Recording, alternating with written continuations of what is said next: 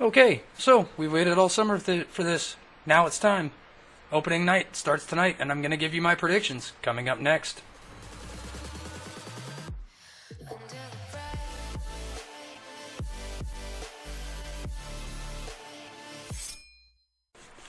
Yo ho everybody, and welcome to another edition of Yinzer on Hockey. Before we begin, make sure you go down below, hit that like button, click the subscribe button, and make sure you click the little bell so you stay up to date on all your regular season happenings. That's right, ladies and gentlemen, we have made it to the regular season. We got 4 games on the slate tonight to open up the NHL regular season, and I'm going to give you my predictions. So first game on the slate, puck drops at 7 p.m. Eastern Time, is Montreal visiting the new-look Toronto Maple Leafs. A lot of big moves this offseason for Toronto. They brought in John Tavares to help bolster their center depth. They had to part ways with guys like Tyler Bozak and James Van Riemsdyk, so a lot of new looks. Not much change on the back end for them, as Freddie Anderson will still be anchoring that the goaltending group along with their defensive core. He is the mainstay of their defense, will be Freddie Anderson. Montreal, quite a few changes for Montreal. They brought in Max Domi, got rid of Alex Galchenyuk, traded him to Arizona as part of that Max Domi deal. Traded away Max Pacioretty, brought in Thomas Tatar as part of that deal. He will be on their first line, as well as Jesper Kotkaniemi, the number 3 overall draft pick in this year's draft, who had an outstanding camp and forced his way onto their roster. I like the potential that he brings for the long haul. It's going to take him a little while to develop into a full-blown NHL caliber center iceman, but he's well on his way. For this game, I expect a lot of scuffling, a lot of battling, because these two teams know each other and they don't like each other. I expect a lot of penalties to be called in this game. As you get quite often early in the regular season, you see a lot more penalties as the discipline isn't quite there yet. So for me in this game, I think special teams is going to be the difference. And when you look at Toronto's number 1 power play unit with Austin Matthews, John Tavares, Patrick Marleau out there, there's just a lot of firepower on that top power play line. So I'm going to give Toronto the edge here in a 4-2 final, and Toronto starts off meeting the expectations of the masses with a 1-0 start. Second game of the night is the Boston Bruins at the Washington Capitals. Going to be a lot of emotion in this one early on, as Washington's raising their 2018 Stanley Cup banner, putting to rest their Stanley Cup offseason and starting their defense of the Stanley Cup. And that is no easy task. Only one team in the salary cap area, the Pittsburgh Penguins, defended in 2017 after winning in 2016. So we'll see how that goes for them. In this game, I expect them to ride the crowd, the emotion, the passion. They're going to be without Tom Wilson, most likely, still waiting on that announcement today, but more than likely be without Tom Wilson on that first line. That throws Brett Connolly into that first-line right-winger role, so we'll see how Alex Ovechkin and Evgeny Kuznetsov adapt to him. With Boston, you're getting that top-line power with Marchand, Patrice Bergeron, and David Pastrnak on that top line. Arguably the most elite top line in all of hockey. And they are a shutdown group, and they will continue to be that style of shutdown group.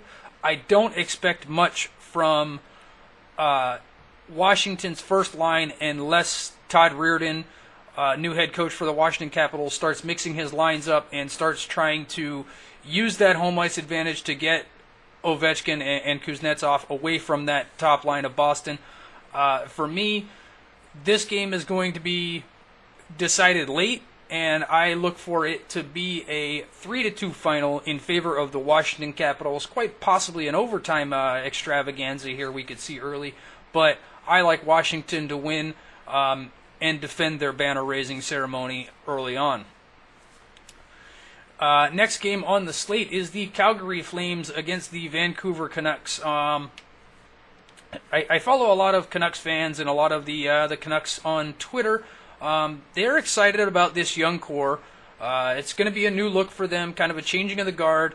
No Sedin twins this year to start the season. First time in 18 years that they've not been on the ice for opening night. So that's something that the Canucks fan base will have to grow used to. But they do have a lot of very young, promising players coming up through their system. Elias Pettersson is quite possibly one of the early favorites to win the Calder Trophy this year. Brock Besser, there's a great possibility that he would have won the Calder Trophy last year had he not gotten injured towards the end of the regular season last year. And Bo Horvat, probably the future of the Vancouver Canucks leadership group. So we'll see how that goes for them in the future. Calgary, this is a new-look team altogether. You still got the Johnny Gaudreau, Mark Giordano leading that core. Second year with Mike Smith in the system, so maybe that improves on his ability. Maybe he got better chemistry with his defensemen now that he's been in that system for an extra year or for a whole offseason. So that will probably help him a lot.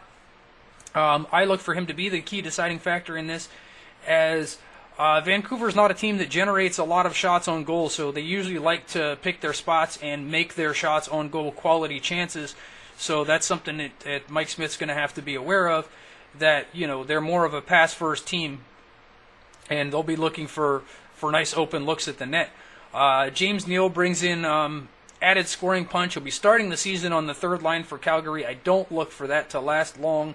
I just think they're trying to find where he fits. Is he a first-line guy, second-line guy? I figure him to be a second-line guy for the long haul, is my anticipation for him.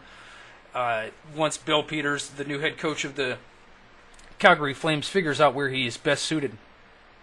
But for me, I just think Calgary has too many places that they can score from, and I think that's going to be the difference in this game. I am predicting a 4-1 final in this game in favor of the Calgary Flames. Final game on the slate, and quite possibly the best one on this slate, is the Anaheim Ducks versus the San Jose Sharks. For you West Coasters, you guys got a incredible slate of games here in these last couple with Calgary, Vancouver, Anaheim, San Jose. Both should be very entertaining games. I like what San Jose's done this offseason, signing Evander Kane to a long-term deal, bringing in Erik Karlsson in that trade from the Ottawa Senators. They might have the most explosive blue line in all of hockey. They got defensemen that can score pretty much at will with Karlsson, Brent Burns. I think Marc-Edouard Vlasic does not get the recognition that he deserves. How he didn't make NHL's top 20 defenseman list is beyond mind-blowing. I think he will be there next year for sure. And again, this is with Anaheim, you're in kind of uncharted territory right now. No Corey Perry to start the season. He's out approximately, I think they said like 5 months right now. Ryan Kessler's not starting the season for them, so you got Getzlaf carrying the load for Anaheim right now. So we'll see how that goes for them. Brandon Montour on that back end. He's a calming presence back in that defensive core. And John Gibson in net, he's been a steady goaltender for the past few years. I like what he brings.